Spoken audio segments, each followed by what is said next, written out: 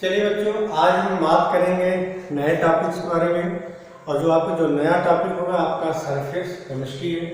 और surface chemistry आपका total theoretical topic है। तो यहाँ पे आपको कोई ज़्यादा कंसेप्ट की जरूरत नहीं है। यहाँ पे आपको ऐसा चीज़ें आपको याद करने हैं और यहाँ पे आपको छोटी छोटी चीज़ें आपके एग्जाम में पूछे जाते हैं, इसलिए एक एक पॉइंट को आप अच्छे से समझने की कोशिश करिएगा। जितनी चीज़ें यहाँ पे हम अंडरलाइन कर रहे हैं बच्चों, उस पॉइंट को जरूर आप याद करिएगा, क्योंकि आप एग्जाम में छोटी छोटी चीज़ें आपसे पूछे जाते हैं। Surface chemistry total theoretical topic है, लेकिन यहाँ से आपके एग्जाम में प्रॉब्लम पूछे जाते हैं, इक्वल मार्क्स पूछे जाते हैं, जितना काइनेटिक्स पूछे जाते हैं, जितना इलेक्ट्रोकेमिस्ट्री पूछे जाते हैं। केमिकल काइनेटिक्स आपका पूरी तरह से कंप्लीट हो चुका है, उसके सारे प्रॉब्लम पर भी डिस्कशन किया जा चुका है, उसको आप सॉल्व करिए, जो भी डाउट हो आप पूछिए। तो आज हम बात करेंगे सरफेस केमिस्ट्री। तो सरफेस केमिस्ट्री की बात करें तो यहाँ पे हम तीन टॉपिक थे पहले आपके सिलेबस में। पहला एडजॉर्प्शन था, दूसरा कैटालिसिस था और थर्ड कोलाइडल था। तो कैटालिसिस तो आपके सिलेबस से पूरी तरह से हटा दिया गया है। कैटालिसिस के बारे में भी डिस्कशन नहीं करना है, हमें सिर्फ डिस्कशन करना है एडजॉर्प्शन के बारे में और कोलाइड्स के बारे में। तो आज हम बात करेंगे सरफेस केमिस्ट्री का जो पहला टॉपिक एडजॉर्प्शन के बारे में। एडजॉर्प्शन क्या होता है, कितने दिन के बीच क्या क्या अट्रैक्शन होता है, कौन कौन से फोर्स लगते हैं, इन सारी चीजों पे हम डिटेल में बात करेंगे। तो सबसे पहले हम बात करते हैं कि सरफेस केमिस्ट्री होता क्या है। तो यहाँ पे समझना बच्चों, यहाँ पे लिखा है the branch of chemistry, the branch of chemistry का वह ब्रांच विच डील्स, किसके बारे में डील्स करते हैं, study of the surface phenomena. किसके बारे में डील्स करते हैं बच्चों, सरफेस फिनोमेना। जैसे लाइक एग्जांपल एडजॉर्प्शन, कैटालिसिस और कोलाइड्स। तो पहले आपसे पूछा जा सकता है कि केमिस्ट्री का वह ब्रांच जिसमें आप डील्स करते हैं, क्या डील्स करते हैं, सरफेस फिनोमेना। क्या, सरफेस फिनोमेना, उसे क्या बोलते हैं, सरफेस केमिस्ट्री। जैसे एग्जांपल की बात करें एडजॉर्प्शन, कैटालिसिस या कोलाइड। अगर आपसे पूछा जाए एडजॉर्प्शन कैसा फिनोमेना होगा, सरफेस फिनोमेना। कैटालिसिस कैसी फिनोमेना है, सरफेस फिनोमेना। कोलाइड्स कैसी फिनोमेना, सरफेस फिनोमेना। आपसे एमसीक्यू के तौर पे पूछा जा सकता है।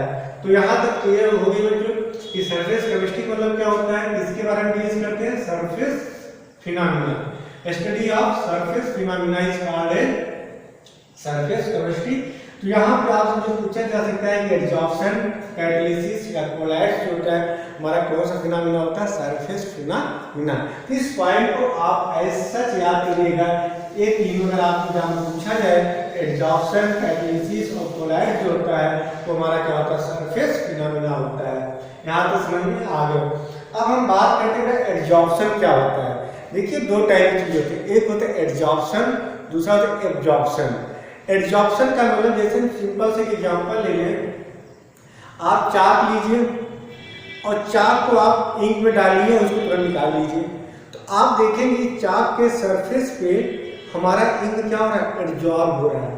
तो जब कोई चीज सरफेस पे एडजॉर्ब हो, जैसे आपने चाक लिया, चाक आपने इंक में डाला, तुरंत आपने निकाल लिया, तो क्या हुआ, इस चाक के सरफेस पे हमारा इंक क्या हुआ, एडजॉर्ब हो गया, जिससे बोलते हैं एडजॉर्प्शन।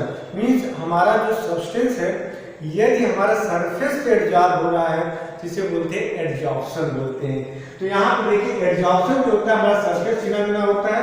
तो यहाँ लिखा गया the phenomena of attracting and retaining any substance of another substance is called adsorption.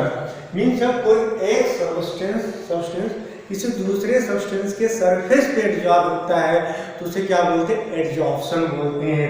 यहाँ पे देखिए क्या क्या है, क्या होगा, अट्रैक्शन होगा and retaining any substance of another substance is called adsorption.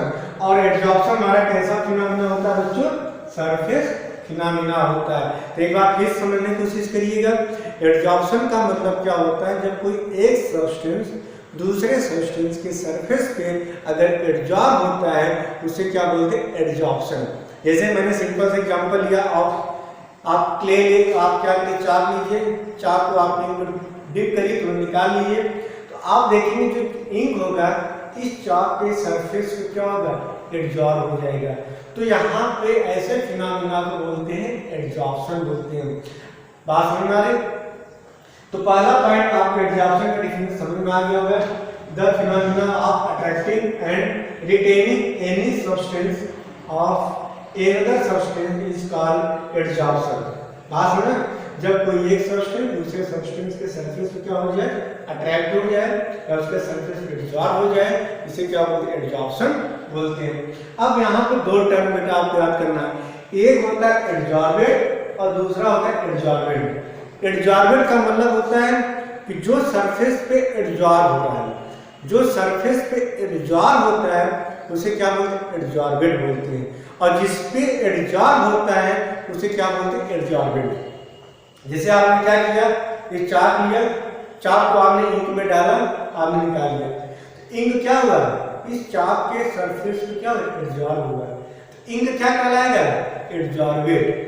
किस पे एडजॉर्ब हो रहा है, चाक पे, इसे क्या बोलेंगे, एडजॉर्बेंट। फिर से सुना बच्चों, जो चीज एडजॉर्ब होता है उसे बोलते हैं एडजॉर्बेंट, और जिस पे एडजॉर्ब होता है उसे बोलते हैं एडजॉर्बेंट। बात समझ में आ रही?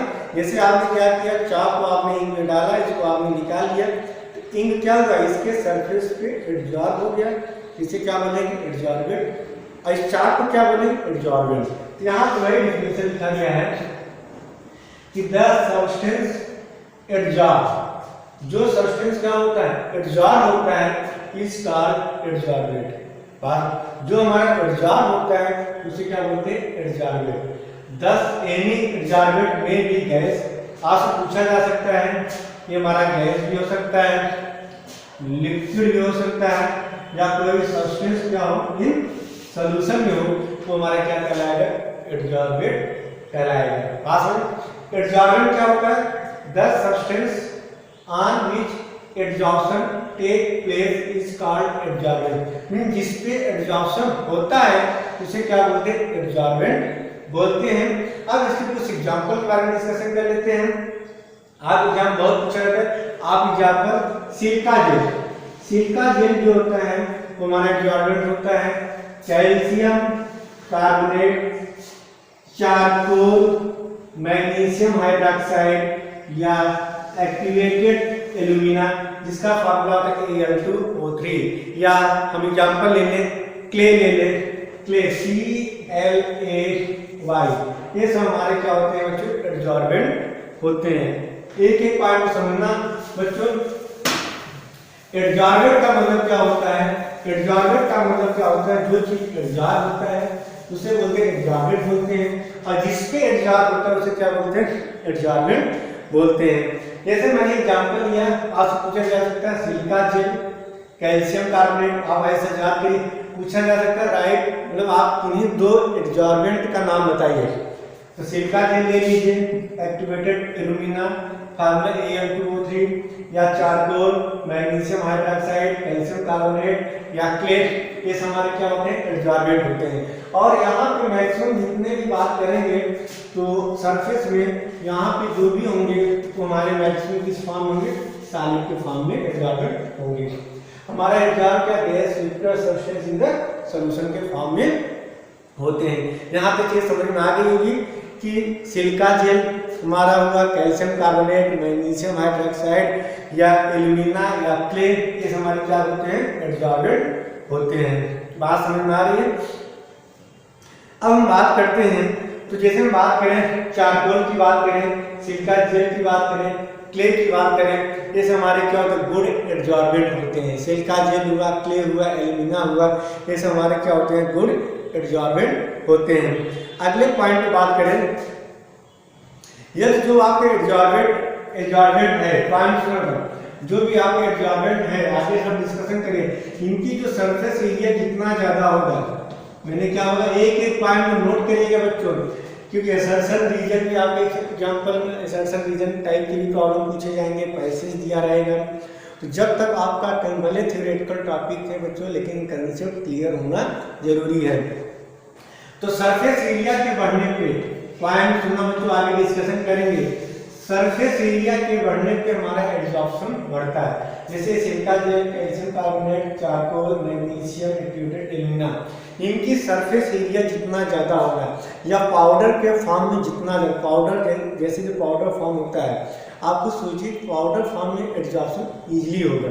जो पाउडर फॉर्म होगा, क्योंकि वहाँ पर हमारे क्या पोरोसिटी बन जाती है, पोर बन जाते हैं, तो वहाँ पर एब्जॉर्प्शन क्या होता है, ईजी हो जाता है। तो आपसे कहा जाता है सरफेस एरिया के बढ़ने पे एब्जॉर्प्शन हमारा क्या होता है, बढ़ता है। सरफेस एरिया बढ़ेगा तो हमारा एब्जॉर्प्शन बढ़ेगा। क्यों बढ़ता है? क्योंकि पोरोसिटी हमारी क्या होती है, बढ़ जाती है। बात समझ में आ रही है? तो ये हमारा जो यहाँ पे एब्जॉर्बेंट लिया गया है, पॉइंट सुनना, एब्जॉर्बेंट के सरफेस एरिया जितना ज्यादा होगा, उसे एब्जॉर्बेंट या एब्जॉर्बेंट दोनों की बात करें, एब्जॉर्बेंट या एब्जॉर्बेंट की बात की दोनों की बात करें, या जिनकी सरफेस एरिया जितना ज्यादा होता है वहाँ पर हमारा एब्जॉर्प्शन उतना ज्यादा होगा। अगर यहाँ पे एब्जॉर्बेंट की बात कर रहे हैं, सरफेस एरिया बढ़ने पर हमारी पोरोसिटी क्या होती है, बढ़ जाती है। या फाइनली डिवाइडेड जो होंगे पाउडर के फॉर्म होंगे, उनकी जो सरफेस एरिया क्या होती है बच्चों, ज्यादा होती है। यहाँ तक सारी चीजें समझ में आ गई होगी।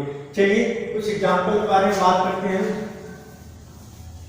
जैसे आप क्या करिए, आप कोई भी गैस ले लीजिए, होता है क्या एब्जॉर्प्शन पे, जैसे हम बात करें हमारा क्या है,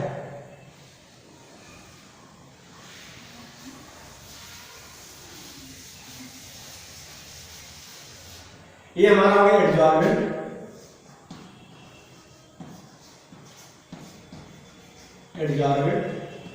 अब क्या होगा एब्जॉर्प्शन में, क्या होगा मैंने बताया कि एब्जॉर्प्शन में गैस हुआ, लिक्विड हुआ, ये क्या होंगे, एब्जॉर्बेंट के सरफेस एरिया क्या होंगे, एब्जॉर्ब होंगे। तो means absorption of the gas का absorption on the surface of absorbent. तो क्या होगा एब्जॉर्प्शन में, क्या होगा, जैसे कोई भी गैस ले ले, जैसे अमोनिया गैस ले लिए, हाइड्रोजन गैस ले ले, नाइट्रोजन गैस ले ले, ये क्या होंगे, यहाँ पे आपने क्या लिया एब्जॉर्बेंट, मींस यहाँ पे आपने क्या लिया चारकोल, और आपने क्या लिया एग्जांपल चारकोल। अब इस चारकोल पे यदि आपने कोई भी गैस, जैसे नाइट्रोजन गैस ले लीजिए, ऑक्सीजन गैस ले लीजिए, अमोनिया गैस ले लीजिए, वो क्या होंगे, इस एब्जॉर्बेंट के सरफेस पे क्या हो जाएंगे, एब्जॉर्ब हो जाएंगे। मींस कहाँ पे एब्जॉर्ब होंगे, सरफेस पे हमारे जो गैस मॉलिक्यूल होंगे वो हमारे क्या होंगे, एब्जॉर्ब हो जाएंगे। मींस यहाँ पे क्या होगा कि गैस क्या कहलाएगा, एब्जॉर्बेंट, और किसके एब्जॉर्ब, सरफेस एरिया एब्जॉर्बेंस, इसके सरफेस पे हमारा गैस मॉलिक्यूल क्या हो रहा है, एब्जॉर्ब हो रहा है। इस फिनोमेना क्या बोलते हैं, एब्जॉर्प्शन बोलते हैं। मींस एब्जॉर्प्शन ऑफ गैस किसके द्वारा, बाय चारकोल। यहाँ पर डालिए absorption of gas by charcoal. चलिए यहाँ पे देख रहे हैं कि चारकोल के सरफेस पे हमारा गैस मॉलिक्यूल क्या हो रहा है बच्चों, एब्जॉर्ब हो जा रहा है। चीजें समझ में आप लोगों को आ रही हैं। चलिए दूसरा एग्जांपल ले लेते हैं। मेथिलीन ब्लू जो होता है हमारा ऑर्गेनिक डाई होता है, तो एग्जांपल नोट करिए, मेथिलीन ब्लू, ये हमारा क्या होता है बच्चों, ऑर्गेनिक डाई होता है। इसके बारे में डिस्कशन कर लेते हैं। होता क्या है कि बच्चों, जो हमारा जो मेथिलीन ब्लू होता है, इसको हम क्या करें, एनिमल चारकोल में क्या करें, अपने समझने की कोशिश करना बच्चों। यहाँ पे आपने क्या लिया,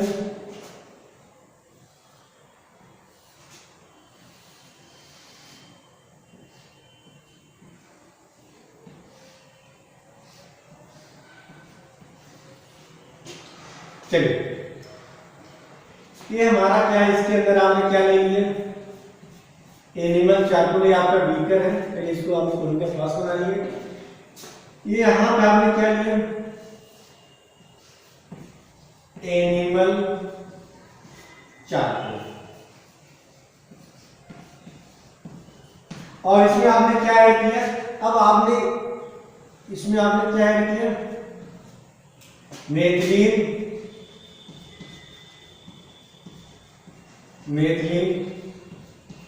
ब्लू। ये हमारा मेथिलीन ब्लू जो होता है हमारा ऑर्गेनिक डाई होता है। यहाँ पे आपने क्या लिया, एनिमल चारकोल लिया। एनिमल चारकोल हमारा क्या कहलाएगा, एब्जॉर्बेंट कहलाएगा, एब्जॉर्बेंट कहलाएगा, और मेथिलीन ब्लू हमारा क्या कहलाएगा, एब्जॉर्बेंट कहलाएगा। पॉइंट सुनना बच्चों, अब क्या होगा, पॉइंट सुनना, जैसे आपने ये आपने कौन का फ्लास्क लिया, और इस कौन के फ्लास्क में आपने क्या किया, आपने एनिमल चारकोल आपने रखा, ठीक है। अब जैसे आपने मेथिलीन ब्लू आपने एज ए डाइड आपने इसमें ऐड किया, तो क्या होगा, जो नेचुरल ब्लू होगा इसके अंदर जो एनिमल चारकोल होगा इसके कलर को क्या करेगा, एब्जॉर्ब कर लेगा। कलर को क्या करेगा बच्चों, एब्जॉर्ब कर लेगा। और यहाँ पे व्हाइट कलर का क्या मिल जाएगा, सोल्यूशन मिल जाएगा। मीन्स कलर को एब्जॉर्ब कर लिया, मीन्स ये हमारा नेचुरल ब्लू कलर का होता है। जैसे आपने एनिमल चारकोल में आपने इसको ऐड किया तो क्या होगा, इसका जो कलर होगा वो क्या होगा, इस एनिमल चारकोल को क्या होगा, एब्जॉर्ब हो जाएगा। और नीचे हमारा फिल्टर प्योर वाटर मिल जाएगा। क्या मिल जाएगा, प्योर वाटर। मीन्स हमारा अगर एनिमल चारकोल है इसके ऊपर कलर आ जाएगा और हमारा फिल्टर होकर नीचे क्या मिलेगा, प्योर वाटर मिलेगा। मीन्स जो कलर है किसके द्वारा एब्जॉर्ब हो गया, एनिमल चारकोल के द्वारा एब्जॉर्ब हो गया। बात समझ में आपको आ रही है बच्चों, समझ में आ रहा? तो एब्जॉर्प्शन का मतलब क्या होता है, जब कोई चीज सरफेस पे क्या हो, एब्जॉर्ब हो। ये हमारा क्या सरफेस फिनोमेना होता है, जो चीज एब्जॉर्ब होता है उसे एब्जॉर्बेंट बोलते हैं और जिस पे होता है उसे क्या बोलते हैं, एब्जॉर्बेंट बोलते हैं। चलिए हम बात करते हैं, आपसे पूछा जाता है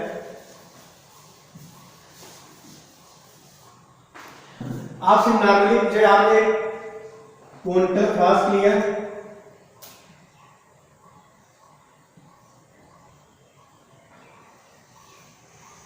चलिए आपने इस कोनिकल फ्लास्क के अंदर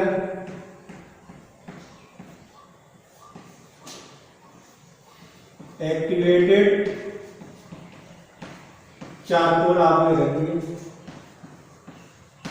इसके अंदर आपने गैस एंट्री किया, गैस में जैसे H2, N2O2, अब इसको आपने सील कर दिया।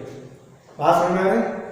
तो इनक्लोज वेसल मतलब वेसल के अंदर ये बताइए जो इसका प्रेशर होगा घटेगा कि बढ़ेगा?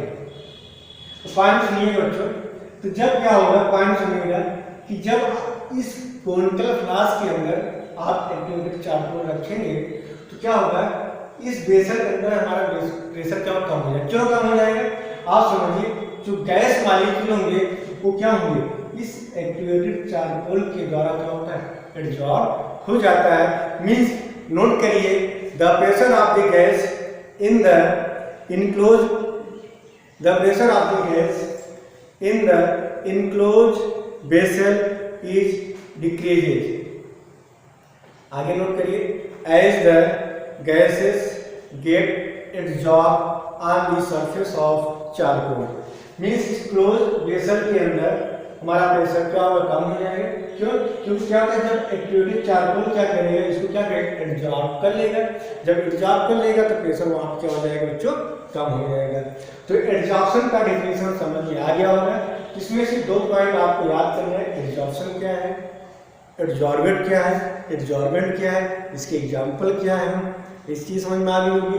कैसी फिनोमेना होती है, सरफेस फिनोमेना। चलिए अब हम बात करते हैं डिजॉर्प्शन के बारे में। डिजॉर्प्शन क्या होता है, तो यहाँ पर डिजॉर्प्शन का मतलब लिखा होता है कि removal of the absorb material, removal of absorb material from the surface of the absorbent is called desorption. Means यहाँ पे समझने की कोशिश करना बच्चों, जैसे सरफेस एरिया है, सरफेस एरिया है, पास में इसे यहाँ पे क्या एब्जॉर्बेंट है, यहाँ पे क्या बच्चों, ये आपका एब्जॉर्बेंट है। अब यहाँ पे आपको गैस मॉलिक्यूल दिया गया है, गैस मॉलिक्यूल दिया गया है, ये हमारा क्या होगा, एब्जॉर्बेंट होगा। अब क्या हुआ, आप इसको थोड़ा सा हीट दे रहे हैं तो क्या हुआ, एब्जॉर्बेंट मॉलिक्यूल इससे क्या हो जाएगा, रिमूव हो जा रहे हैं, मींस एब्जॉर्बेंट को छोड़ के चले जा रहे हैं। ऐसे फिनोमेना क्या बोलते हैं, डिजॉर्प्शन बोलते हैं। Means removal of the absorb material, जो मटेरियल एब्जॉर्ब हुआ है रिमूव हो रहा है, कहाँ से, from the surface of the absorbent. जो एब्जॉर्बेंट के सरफेस पे जो मटेरियल क्या एब्जॉर्ब हो रहा है या जो रिमूव हो जा रहा है, जिसे क्या बोलते हैं, डिजॉर्प्शन बोलते हैं। जैसे कि एग्जांपल की हम बात करें, डिजॉर्प्शन के एग्जांपल की बात करें बच्चों, जैसे आप लोग फ्रिज में आप पानी रखते हैं, आपने बॉटल में पानी रखते हैं, तो वहाँ पे आप देखते हैं कि आप जब फ्रिज में पानी बॉटल निकालते हैं तो आप एक काम करिए कि आप देखेंगे उसके सरफेस पे जो बॉटल होगा उसके सरफेस से क्या होगा, पानी के छोटे छोटे बूंद दिखाई देंगे, तो उसके सरफेस पानी क्या होगी, एब्जॉर्ब होगा। मीन बॉटल के सरफेस पानी क्या होगा, एब्जॉर्ब हो रहा है। बात समझ। अब एक काम करिए, जैसे आप उस पानी जो बॉटल है उसके अंदर आप थोड़ा सा गर्म पानी आप ऐड करेंगे तो आप देखेंगे जो इसके सरफेस पे जो सरफेस पे पानी एब्जॉर्ब हुआ उस बॉटल के वो तुरंत क्या हो जाएगा, रिमूव हो जाता है। मीन्स यहाँ removal of absorbent from the absorbent, इसे क्या बोलते हैं, डिजॉर्प्शन, सॉरी डिजॉर्प्शन बोलते हैं। बात समझ में आ रही होगी आप लोगों को। अब यहाँ तक ये समझ में आ गई बच्चों, आगे अगले पॉइंट आ रहे हैं। यहाँ पर क्या है, absorption the attraction and retention take place only at the surface of the solid substance. Means absorption में जो अट्रैक्शन और रिटेंशन होता है वो कहाँ पे होता है, एब्जॉर्प्शन के सरफेस होता है। तो ओवरऑल आपको ये समझना बच्चों कि जो भी पूरी एब्जॉर्प्शन में जो भी प्रोसेस होता है वो किस पे होता है, एब्जॉर्बेंट के सरफेस पे होता है। बात समझ में आ गई होगी। इस सारे पॉइंट को नोट करिए, फिर आगे हम चलते हैं।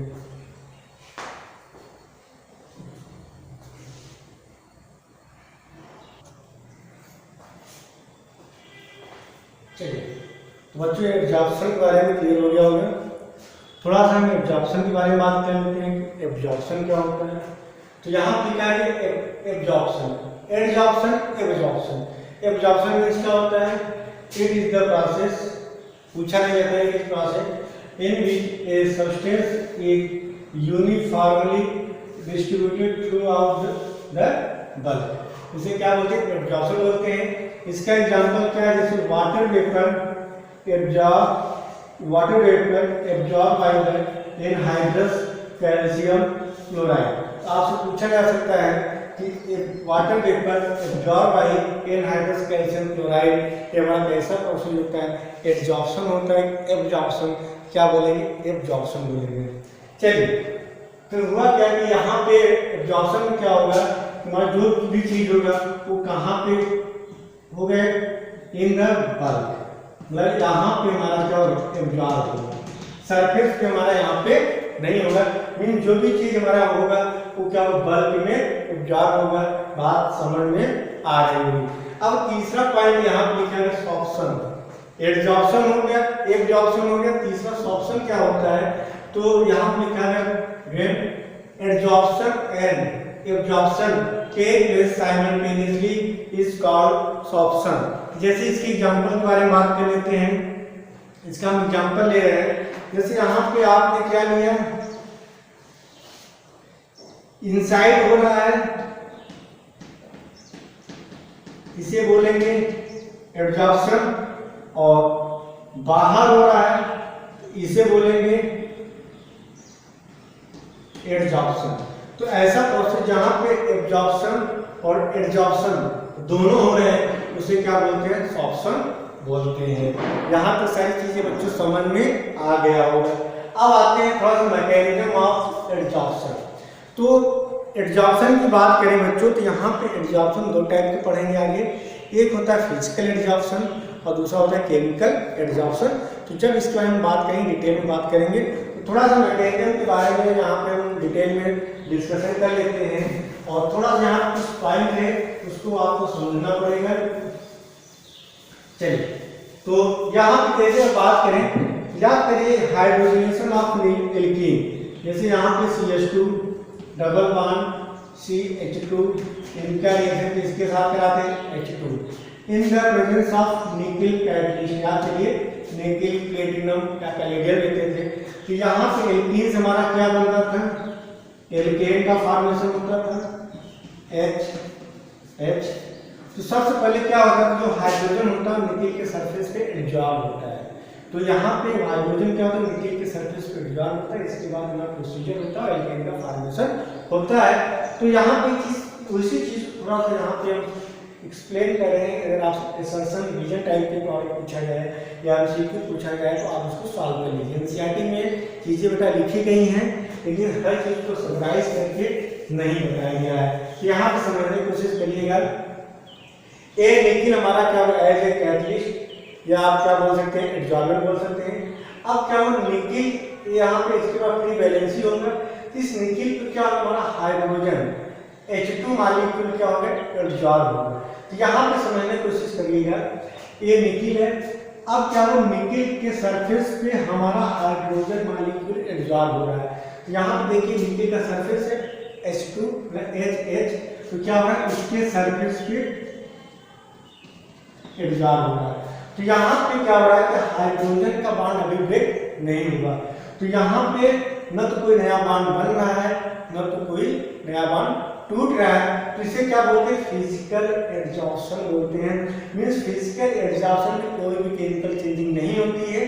जो एडजॉर्ब मॉलिक्यूल होता है वो आता है एडजॉर्बेंट के सरफेस पे से एडजॉर्ब हो जाता है। तो यहाँ पे आप देख रहे हैं कि जब आप निकिल के सरफेस पहले जब हाइड्रोजन मॉलिक्यूल आया एडजॉर्ब हुआ H2, यहाँ पे नॉट ब्रोकन, जो बॉन्ड है ब्रेक नहीं हो रहा है, और यहाँ पे क्या पार्शियली अटैच हो रहा है, इसे बोलेंगे फिजिकल एडजॉर्प्शन।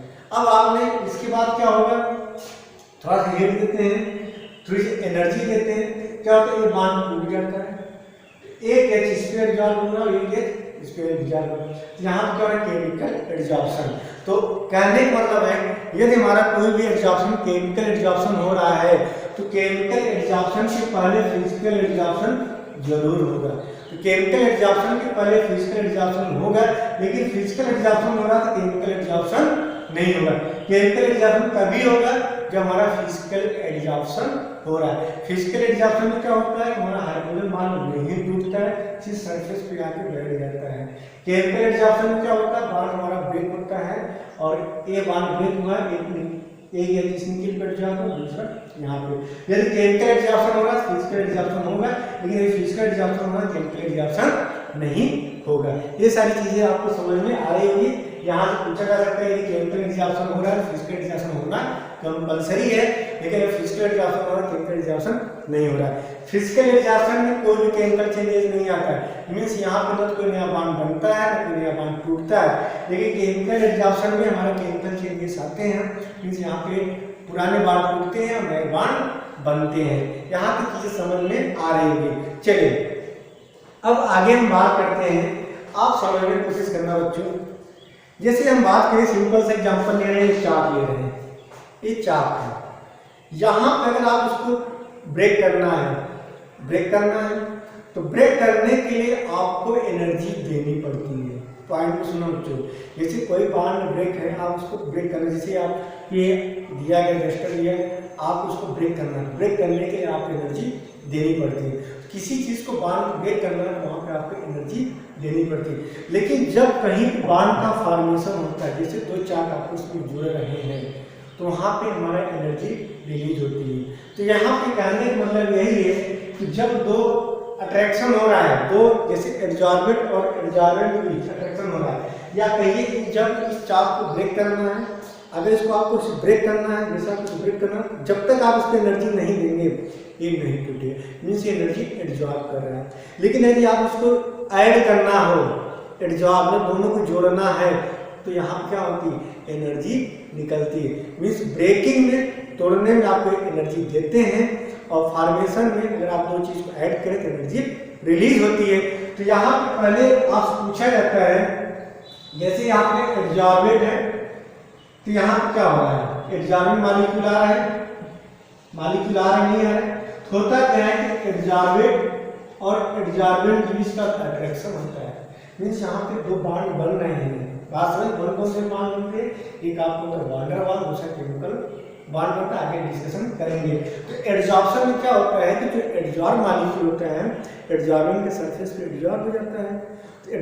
तो कब होगा, कोई भी चीज किसी सरफेस पे कब एडजॉर्ब होगा, जब उनके बीच क्या होगा, अट्रैक्शन होगा, तो वहां पे क्या होगा, एनर्जी निकलती है। तो एडजॉर्प्शन के लिए डेल्टा H हमेशा क्या है बच्चों, निगेटिव आएगा, ये आपसे पूछा जा सकता है। चलिए दूसरा हम बात करते हैं एंट्रोपी। तो एंट्रोपी का मतलब बात करेंगे बच्चों, तो एंट्रोपी का मतलब समझने की कोशिश करना कि जैसे गैस मॉलिक्यूल है, रैंडमनेस, कोई भी गैस मॉलिक्यूल जितना ज़्यादा फ्री होके मूव कर रहा है, जितना ज़्यादा रैंडमनेस हो रही है, उसका एंट्रोपी ज़्यादा होगा। जैसे हम गैस मॉलिक्यूल आपने लाया उसको आपने एटमॉस्फेयर में छोड़ दिया, उसका रैंडमनेस क्या होगा, बढ़ जाएगा। बात समझना, मतलब फ्री होकर हमारा क्या होगा, मूव करेगा। तो एंट्रॉपी मींस होता है रैंडमनेस ऑफ द सब्सटेंस या गैस। तो जितना ज़्यादा रैंडमनेस होता है उसकी एंट्रॉपी उसकी उतनी ज़्यादा होगी। मतलब एंट्रॉपी ज़्यादा होना क्या होगा, डेल्टा एस क्या होगा, पॉजिटिव होगा।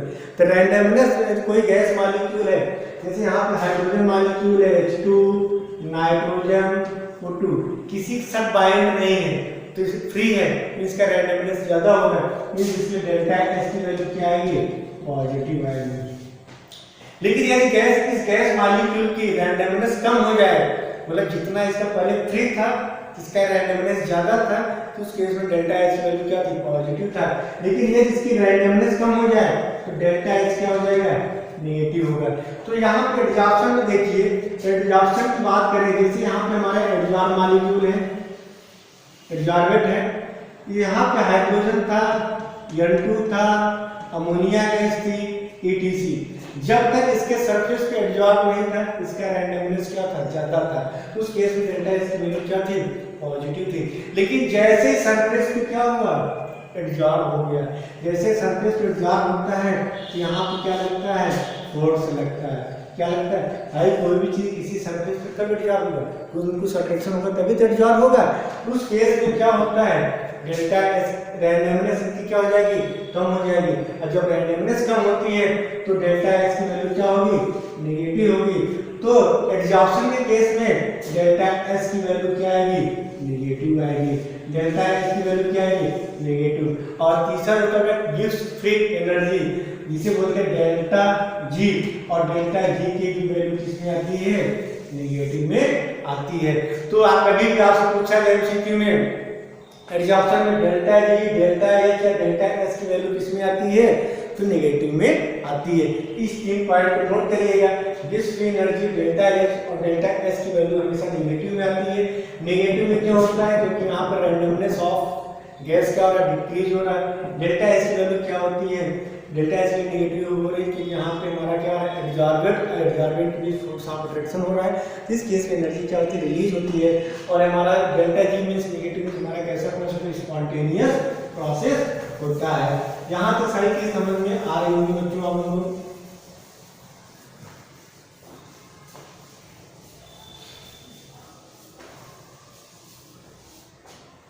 चलिए थोड़ा सा यहाँ पे मैथमेटिक्स थोड़ा समझ लेते हैं। एक फार्मूला होता है, डेल्टा जी इक्वल होता है delta H minus T delta S होता है, ये आपको पता है। अब पॉइंट सुनना बच्चों, एडजॉर्प्शन के केस में बात करें तो डेल्टा एस की वैल्यू किसमें है, नेगेटिव, और डेल्टा एच की वैल्यू किसमें है, नेगेटिव।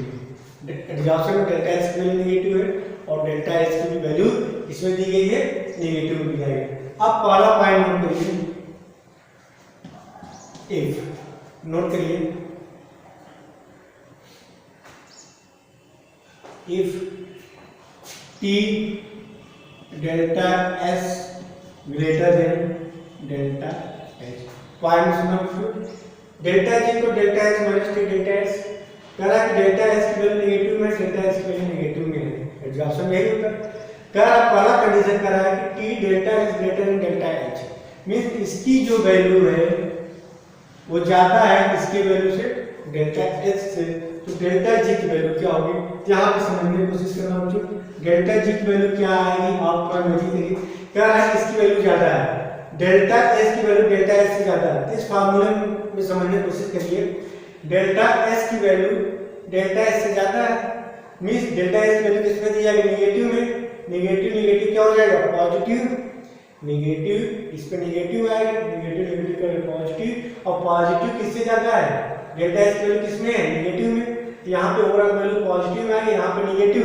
और कह रहा है T delta S greater than delta H, तो डेल्टा जी की वैल्यू किसमें आएगी, पॉजिटिव में आएगी। आज पूछा जा सकता है कि ये फार्मूला दिया गया है, if delta S equal negative delta H negative, तो डेल्टा जी वैल्यू पॉजिटिव कब आएगा, जब T delta S greater than delta H. क्योंकि यहाँ पे डेल्टा क्या लगाइए, यहाँ पे minus delta H minus T minus S, ये मिल क्या बना ले, पॉजिटिव माइनस और प्लस टी डेल्टा एस, यदि पॉजिटिव वाला वैल्यू इससे ज्यादा होगा तो आंसर पॉजिटिव आएगा, फिर डेल्टा जी वैल्यू किसमें आ जाएगी, पॉजिटिव में आ जाएगी। सेकेंड नोट करिए केस 1। केस 2 समझना बच्चों। केस 2 कह रहा है कि delta S greater than T delta S, delta H की वैल्यू टी डेल्टा एस से ज्यादा, तो डेल्टा एस किसमें दिया गया, नेगेटिव में, ये माइनस में आएगा, ये minus plus minus minus plus हो जाएगा, लेकिन माइनस की वैल्यू पॉजिटिव वाले से ज्यादा आ जाएगी, तो यहाँ पे डेल्टा जी की वैल्यू किसमें आ जाएगी, नेगेटिव में। तो एडजॉर्प्शन के केस में, एडजॉर्प्शन के केस में डेल्टा एस की वैल्यू टी डेल्टा एस से ज्यादा होगा, तभी तो हमारा वैल्यू नेगेटिव आएगा। तो एडजॉर्प्शन के केस में, एडजॉर्प्शन के केस में डेल्टा जी की वैल्यू नेगेटिव, डेल्टा एच की वैल्यू नेगेटिव, डेल्टा एस की वैल्यू नेगेटिव कब होगा, जब आपका delta H greater than T delta S. इसको नोट करिए आप लोग, आगे चलते हैं। आ जाएंगे लास्ट पॉइंट पे, समझ में आ रहा होगा, डेल्टा जी तो delta H minus T delta S, delta S value negative, delta S value negative होता है, जब delta S greater than this तो माइनस ज्यादा होगा, ये प्लस से आंसर आपका नेगेटिव आ जाएगा। चलिए थर्ड पॉइंट की बात करें। चलिए यदि आपसे कहा जाए delta H equal T delta H, दोनों इक्वल हो जाए, delta H equal delta T delta S, तो आपके लिए डेल्टा जी की वैल्यू किसमें आएगी, 0। ये क्या कहलाएगा, इक्विलिब्रियम कहलाएगा, ये क्या कहलाएगा, इक्विलिब्रियम कहलाएगा। तो ध्यान सुना बच्चों, जब डेल्टा जी की वैल्यू किसमें आए, नेगेटिव में, इसे बोलेंगे स्पॉन्टेनियस, स्पॉन्टेनियस, क्या बोलेंगे बच्चों, स्पॉन्टेनियस। जब डेल्टा जी की वैल्यू किसमें आ जाए, पॉजिटिव में, इसे क्या बोलेंगे, नॉन स्पॉन्टेनियस, नॉन स्पॉन्टेनियस। और जब डेल्टा जी की वैल्यू किसमें आ जाए, 0, इसे क्या बोलेंगे, इक्विलिब्रियम, क्या बोलेंगे, इक्विलिब्रियम। तो डेल्टा जी वैल्यू नेगेटिव कब आएगा, इसे स्पॉन्टेनियस बोलेंगे, जब delta S greater than T delta S होगा। नॉन स्पॉन्टेनियस कब आएगा, जब T delta S greater than delta H होगा। इक्विलिब्रियम कब आएगा, जब delta H equal T delta S होगा। तो ये हुआ बच्चों हमारे एडजॉर्प्शन के बारे में। तो एडजॉर्प्शन की बात करें, आपको दो कोर्स लगते हैं, एक आपका फिजिकल होगा, दूसरा केमिकल, फिर इसको नोट करिए।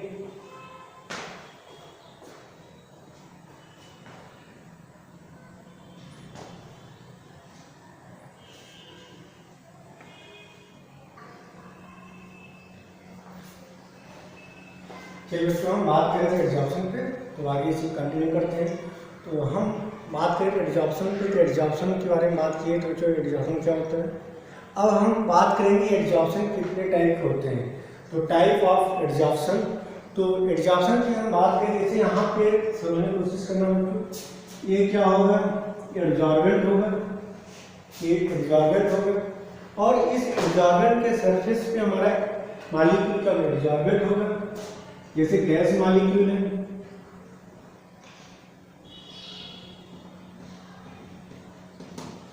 क्या है, इस गैस मॉलिक्यूल की सरफेस पे क्या होगा, एडजॉर्ब होगा।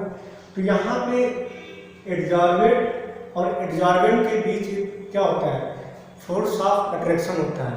On the basis of the force of attraction, ये दो टाइप होते हैं, एक आपका फिजिकल एडजॉर्प्शन और दूसरा क्या होता है, केमिकल एडजॉर्प्शन। तो यहाँ पे समझने की कोशिश करना बच्चों, एक है यहाँ पे आपका क्या दिया गया, एडजॉर्बेंट दिया गया, इसे क्या बोलेंगे, एडजॉर्बेंट।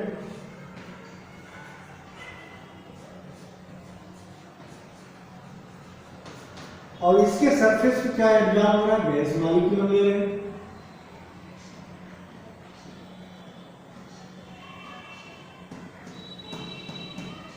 और इसे क्या बोलेंगे, एडजॉर्बेंट। कोई भी गैस मॉलिक्यूल सरफेस पर एडजॉर्ब कब होगा, जब इनके बीच का फोर्स ऑफ अट्रैक्शन होगा। मींस यहाँ पे एक अट्रैक्शन क्रिएट होता है अगर मॉलिक्यूल एडजॉर्ब। तो यहाँ पे दो टाइप होंगे, ये इनके बीच अट्रैक्शन कैसा हो, वांडर वाल फोर्स ऑफ अट्रैक्शन हो रहा है, इसे क्या बोलेंगे? Physical absorption. क्या बोलेंगे बच्चों? Physical absorption means absorbent means कौन सा फोर्स लग रहा है? वांडर वाल फोर्स ऑफ अट्रैक्शन लग रहा है, उसे बोलेंगे फिजिकल एब्जॉर्प्शन या वांडर वाल एब्जॉर्प्शन या फ्यूजियोजॉर्प्शन बोलते हैं, फ्यूजियोजॉर्प्शन बोलते हैं। यदि गैस मॉलिक्यूल इनके बीच जो अट्रैक्शन है कैसा हो? केमिकल बॉन्ड हो, केमिकल बॉन्डिंग हो, इसे बोलेंगे केमिकल एब्जॉर्प्शन। क्या बोलेंगे बच्चों? केमिकल एब्जॉर्प्शन या कीमोजॉर्प्शन बोलते हैं। तो on the basis of force of attraction between absorbent और एब्जॉर्बेंट, ये दो टाइप होंगे। यदि एब्जॉर्बेंट और एब्जॉर्बेंट के बीच कैसा हो? वान डर वाल फोर्स ऑफ अट्रैक्शन हो, उसे बोलते हैं फिजिकल एब्जॉर्प्शन या फ्यूजियोजॉर्प्शन। यदि एब्जॉर्बेंट और एब्जॉर्बेंट के बीच कैसा हो? केमिकल बॉन्ड हो, स्ट्रॉन्ग बॉन्ड बन रहा है, उसे बोलते हैं कि केमिकल एब्जॉर्प्शन बोलते हैं। तो हमारे एब्जॉर्प्शन के बाद दो टाइप होते हैं, फिजिकल एब्जॉर्प्शन होता है, दूसरा केमिकल एब्जॉर्प्शन होता है। तो सबसे पहले एक एक पॉइंट को हम एक्सप्लेन करते हैं और उसको हम डिस्कशन करते हैं। तो पहले बात करने जा रहे हैं तो फिजिकल एब्जॉर्प्शन। एक एक पॉइंट समझिएगा ताकि आप नोट्स बनाते जाइएगा। ठीक है, this is due to gas molecule being held to the solid surface by van der Waal force attracting force means absorbent और एब्जॉर्बेंट के बीच कैसा फोर्स लग रहा है? van der Waal force of attraction लग रहा है, उसे क्या बोलेंगे? फिजिकल एब्जॉर्प्शन बोलेंगे। यहाँ तक बस ये समझ में आ रही। अब हम बात करने जा रहे हैं यहाँ पे x अपॉन m। अब वर्सेट टाइम के बीच ग्राफ प्लॉट करेंगे। पॉइंट को सुनना बच्चों, x अपॉन m और टाइम के बीच हम ग्राफ प्लॉट करने जा रहे हैं। तो सारी चीजों को समझने की कोशिश करना। यहाँ पे क्या हो रहा है? पॉइंट को सुनना बच्चों, ये है सॉलिड और ये हमारा गैस। ये सॉलिड है, ये हमारा क्या है? गैस है। और यहाँ पे ये क्या होगा? एब्जॉर्प्शन होगा, एब्जॉर्प्शन होगा और साथ में डेल्टा एच क्या होगा? निकलेगा। डेल्टा एच क्या होगा? रिलीज हो रहा है, मींस कैसा प्रोसेस है हमारा? एक्सोथर्मिक है। एक एक पॉइंट सुनना बच्चों, कैसा प्रोसेस होगा हमारा? एक्सोथर्मिक प्रोसेस होगा। यहाँ पे x क्या है? मास ऑफ गैस एब्जॉर्ब और m क्या है? Mass of the absorbent. Mass of the absorbent means देखिए ये हमारा एब्जॉर्बेंट होगा और ये हमारा क्या? एब्जॉर्बेंट। तो जो x क्या होगा?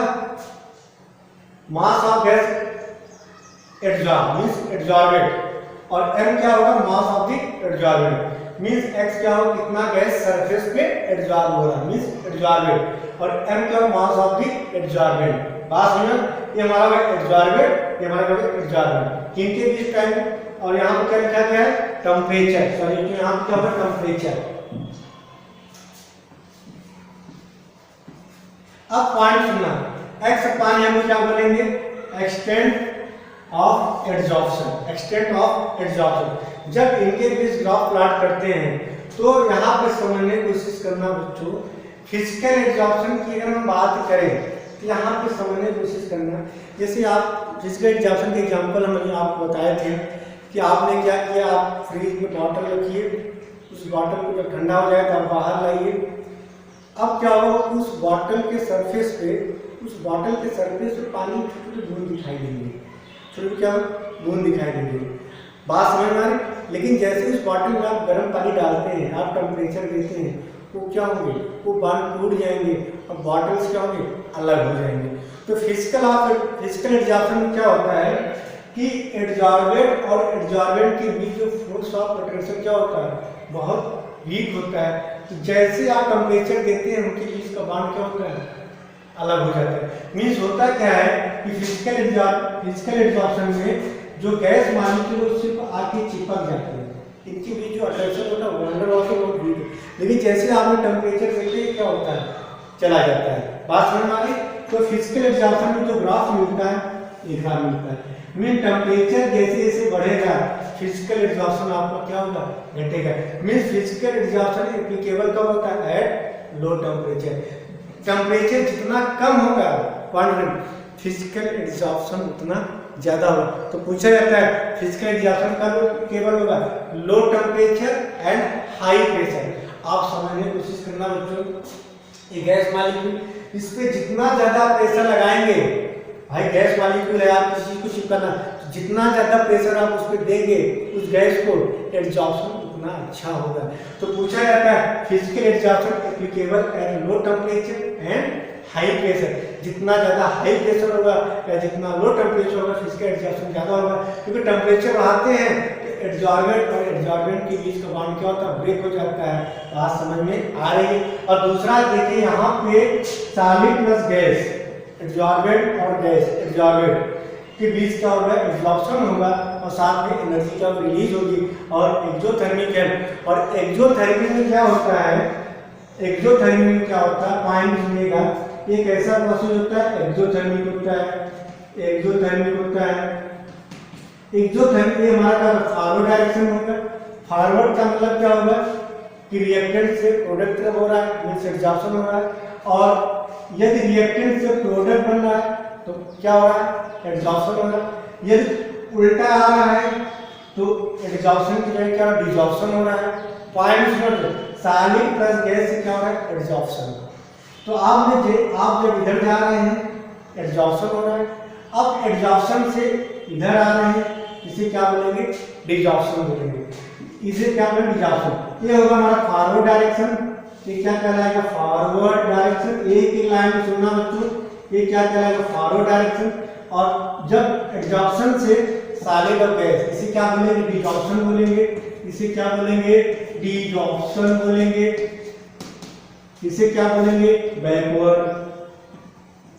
एक लाइन में सुनना बच्चों, इसे क्या बोलेंगे, बैकवर्ड। तो सॉलिड प्लस गैस मिलकर एब्जॉर्प्शन, साथ में एनर्जी रिलीज हो रही है, और एब्जॉर्प्शन से रिवर्स आ रहा है तो क्या हो रहा है, डिसॉर्प्शन हो रहा है। अब पॉइंट में सुनना बच्चों, यहाँ पे प्रोसेस कैसा है, एक्सोथर्मिक। तो जब कोई प्रोसेस एक्सोथर्मिक होता है, जब कोई प्रोसेस एक्सोथर्मिक होता है तो टेम्परेचर के बढ़ाने पे, पॉइंट को नोट करिए, यहाँ पे डेल्टा एस की वैल्यू नेगेटिव है, तो टेम्परेचर के बढ़ाने पे हमारा रिएक्शन जो होगा बैकवर्ड डायरेक्शन में आ गया। किस डायरेक्शन में आएगा, बैकवर्ड डायरेक्शन में आएगा। अभी हम बता रहे हैं, पॉइंट सुनना। और टेम्परेचर को कम करने पे रिएक्शन किधर जाएगा, बैकवर्ड, फॉरवर्ड डायरेक्शन में। इधर जाएगा बच्चों, फॉरवर्ड डायरेक्शन, इसको नोट करिए।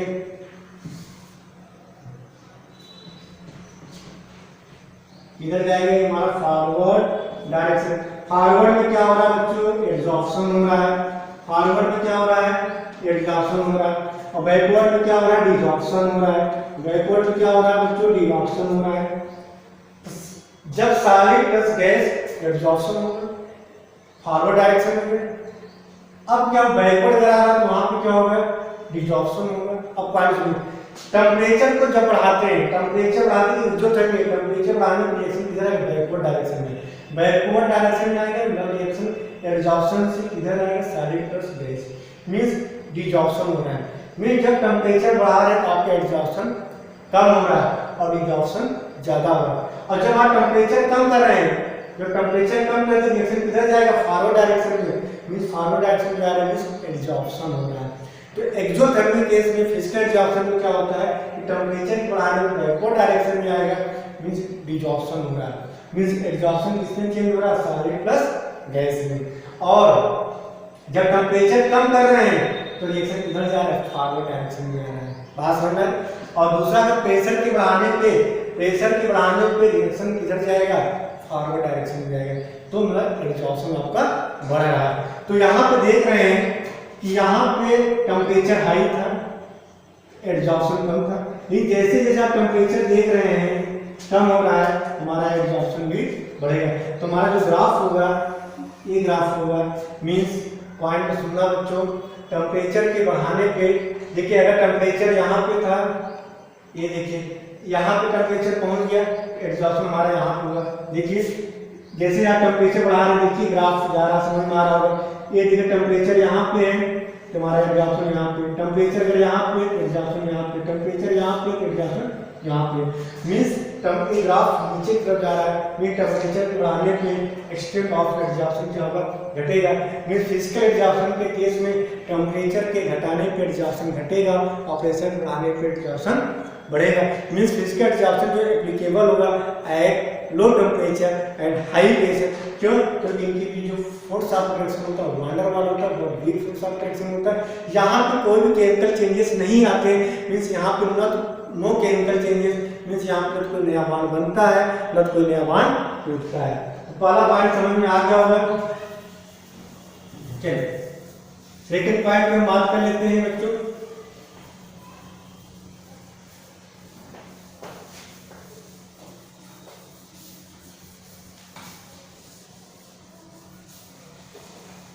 चलिए दूसरा बात करते हैं, जो हमारा फिजिकल एग्जॉर्प्शन होता है हमारा क्या होता है, रिवर्सिबल होता है।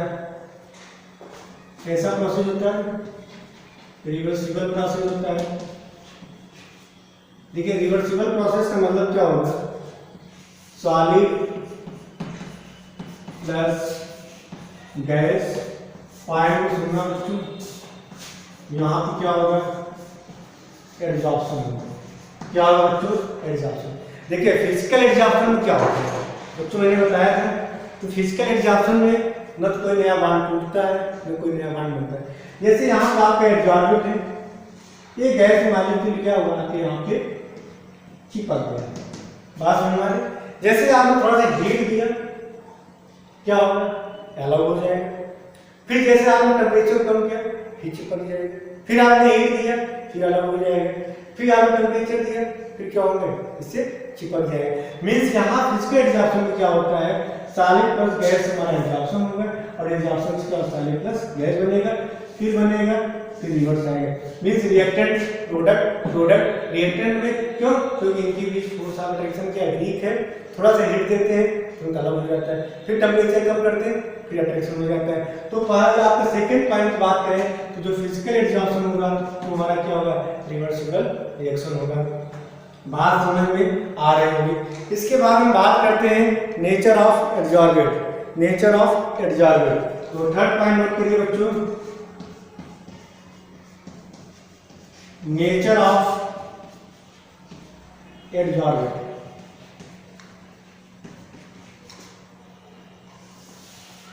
चलिए यहाँ पर थोड़ा समझने की कोशिश करिएगा। नेचर ऑफ एड्जॉर्बेंट के बारे में बात करें बच्चों, इसको आप नोट कर लोगे।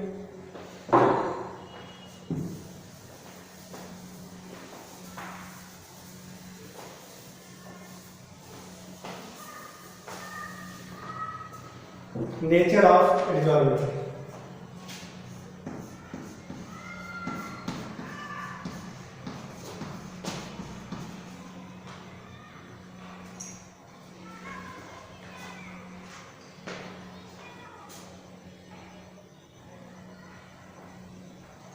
नेचर ऑफ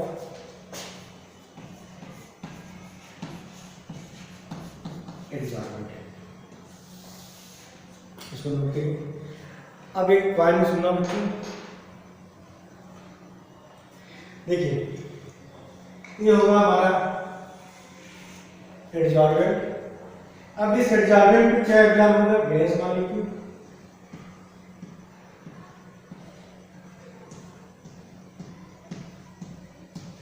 अब क्या होगा, हमारा जो फिजिकल एग्जॉर्प्शन होता है वो हमारे गैस के नेचर पे भी डिपेंड करता है।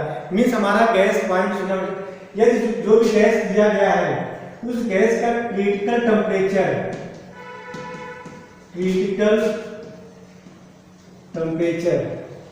या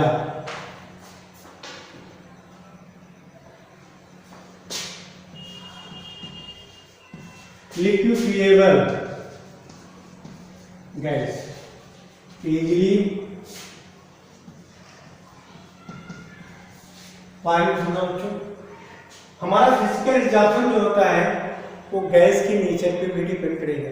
जिस गैस का क्रिटिकल टेम्परेचर जितना ज्यादा होगा या जो गैस जितना इजीली लिक्विफिएबल होगा उसका फिजिकल एग्जॉर्प्शन उतना ज्यादा होगा। जैसे हम एग्जांपल ले लें, यहाँ एग्जांपल की हम बात करें, ये हमारा एडजॉर्बेंट है, इस पे गैस मॉलिक्यूल, यहाँ पे 3 गैस लिए हैं, एक आपका SO2 है, दूसरा आपका मीथेन है और तीसरा यहाँ पे आपका हाइड्रोजन दिया गया है। यदि इसका क्रिटिकल टेम्परेचर दिया गया 631 दिया गया है, इसका क्रिटिकल टेम्परेचर दिया गया 190 केल्विन दिया गया है और इसका क्रिटिकल टेम्परेचर दिया गया 33 केल्विन दिया गया है, इसका दिया गया है। ये हमारा TC क्रिटिकल टेम्परेचर। तो किसी भी गैस का क्रिटिकल टेम्परेचर जितना ज्यादा होगा या जो गैस जितना ज्यादा इजीली लिक्विफिएबल होगा उस गैस का एब्जॉर्प्शन उतना ज्यादा होगा। अगर यहाँ पे 3 गैस दिए गए SO2, मीथेन और H2 दिया गया है और यहाँ पे पूछा जाए कि फिजिकल एब्जॉर्प्शन, यहाँ पे आपने क्या लिया, एक्टिवेटेड चारकोल आपने लिया, आपने क्या लिया तो एक्टिवेटेड चारकोल, आपने क्या लिया एक्टिवेटेड चारकोल यहाँ पे आपने लिया और इस गैस को इस पे एब्जॉर्ब करना है। अब पूछा जाए फिजिकल एब्जॉर्प्शन किसका ज्यादा होगा, तो सबसे ज्यादा SO2 का होगा, फिर मीथेन का होगा, फिर वाटर का होगा। क्यों? तो इसका क्रिटिकल टेम्परेचर जितना ज्यादा होगा उस गैस का फिजिकल एब्जॉर्प्शन बेटा उतना ज्यादा होगा। आ जाइए अगले पॉइंट पे, surface area of the absorbent. Surface area of the absorbent at given temperature and pressure, at given temperature and pressure, किसी भी एब्जॉर्बेंट की सरफेस एरिया जितना ज़्यादा होगा उस गैस का एब्जॉर्प्शन उतना ज़्यादा, क्योंकि सरफेस एरिया के बढ़ने से, सरफेस एरिया बढ़ने का मतलब क्या होगा, उसके अंदर पोरोसिटी आ जाएगी और पोरोसिटी आने की वजह से हमारा क्या होता है, एब्जॉर्प्शन क्या होता है बच्चों, बढ़ जाता है। बात समझ। तो तीसरा पॉइंट होगा, चौथा क्या होता है कि हमारा surface area of the absorbent क्या होता है कि हमारा जो एब्जॉर्प्शन होगा, फिजिकल एब्जॉर्प्शन होगा directly proportional to surface area. पास में चौथा पॉइंट की बात करें, enthalpy of absorption. Enthalpy of absorption, enthalpy of absorption का मतलब समझ में आ रहा होगा कि जब एब्जॉर्बेंट और एब्जॉर्बेंट के बीच का अट्रैक्शन होता है तो जो एनर्जी रिलीज होती है, enthalpy of absorption, enthalpy of absorption, enthalpy of absorption के बारे में बात कर लेते हैं। तो यहाँ पे आपका एब्जॉर्बेंट होगा और ये हमारा क्या होगा, एब्जॉर्बेंट होगा, इनके बीच अट्रैक्शन होगा। तो एब्जॉर्बेंट और एब्जॉर्बेंट के बीच जो अट्रैक्शन होता है इसमें जो एनर्जी रिलीज होती है, जो एनर्जी रिलीज होती है, एनर्जी किस फॉर्म में रिलीज होती है, डेल्टा H नेगेटिव। तो इसी क्या बोलते हैं, हीट ऑफ एब्जॉर्प्शन। क्या बोलते हैं बच्चों, हीट ऑफ एब्जॉर्प्शन बोलते हैं या एंथैल्पी ऑफ एब्जॉर्प्शन बोलते हैं। मींस एब्जॉर्बेंट और एब्जॉर्बेंट के बीच क्या फिजिकल एब्जॉर्प्शन होगा। अब समझो बच्चों, एब्जॉर्बेंट और एब्जॉर्बेंट के बीच जितना ज़्यादा फोर्स ऑफ अट्रैक्शन होगा उतनी ज़्यादा एनर्जी क्या होती है, रिलीज होती है। यदि फोर्स ऑफ अट्रैक्शन कम है तो कम एनर्जी रिलीज होगी, यदि फोर्स ऑफ अट्रैक्शन ज़्यादा है तो ज़्यादा एनर्जी रिलीज होगी। तो फिजिकल एब्जॉर्प्शन की बात करें तो फिजिकल एब्जॉर्प्शन में फोर्स ऑफ अट्रैक्शन क्या होता है, एब्जॉर्बेंट और एब्जॉर्बेंट के बीच का फोर्स ऑफ अट्रैक्शन वीक होगा, मीन्स कम एनर्जी रिलीज होगी। तो अट्रैक्शन मीन्स एब्जॉर्बेंट और एब्जॉर्बेंट के बीच जो फोर्स ऑफ अट्रैक्शन होता है तो जो एनर्जी रिलीज होती है उसी क्या बोलते हैं, एंथैल्पी ऑफ एब्जॉर्प्शन। और कितनी एनर्जी रिलीज होती है बच्चों, इसको नोट कर लीजिए, पूछा जाता है 20 से 40 किलो जूल पर मोल। बात समझ आ रही। तो ही एंथैल्पी ऑफ एब्जॉर्प्शन जो होता है फिजिकल एब्जॉर्प्शन में क्या होता है, लो होता है। और लास्ट पॉइंट हम बात करने जाए एक्टिवेशन एनर्जी। तो हम बात करें तो यहाँ पे फिजिकल एब्जॉर्प्शन में मुझे नो रिक्वायर्ड एक्टिवेशन एनर्जी, तो फिजिकल एब्जॉर्प्शन में बच्चों में एक्टिवेशन एनर्जी की रिक्वायर्ड नहीं पड़ती है। तो कितने पॉइंट मैंने डिस्कशन किया, फिजिकल एब्जॉर्प्शन होता क्या है कि एब्जॉर्बेंट और एब्जॉर्बेंट के बीच एक फोर्स ऑफ अट्रैक्शन लगता है जिसे van der Waals force of attraction बोलते हैं। ये हमारा कैसा होता है, इसे फ्रीजोजॉर्प्शन बोलते हैं। ये हमारा क्या होता है, रिवर्सिबल प्रोसेस होते हैं, नॉन स्पेसिफिक होते हैं, आगे डिस्कशन कर लेंगे हम। सरफेस एरिया के बढ़ने पे हमारा एब्जॉर्बेंट की सरफेस एरिया बढ़ने पे हमारा क्या होता है, फिजिकल एब्जॉर्प्शन बढ़ता है। किसी भी गैस का क्रिटिकल टेम्परेचर या इजीली लिक्विफिएबल गैस जो होगा बढ़ने पे हमारा एब्जॉर्प्शन बढ़ता है। तो बच्चों आज के लेक्चर में इतना ही। कल हम बात करेंगे केमिकल एडिजॉर्प्शन के बारे में, इसके बाद हम फिजिकल एडिजॉर्प्शन, केमिकल एडिजॉर्प्शन में डिफरेंशिएशन के बारे में बात करेंगे। फिर हम बात करेंगे factor affecting the adsorption of gas on solid के बारे में। तो आज के लेक्चर में इतना ही बच्चों, थैंक यू।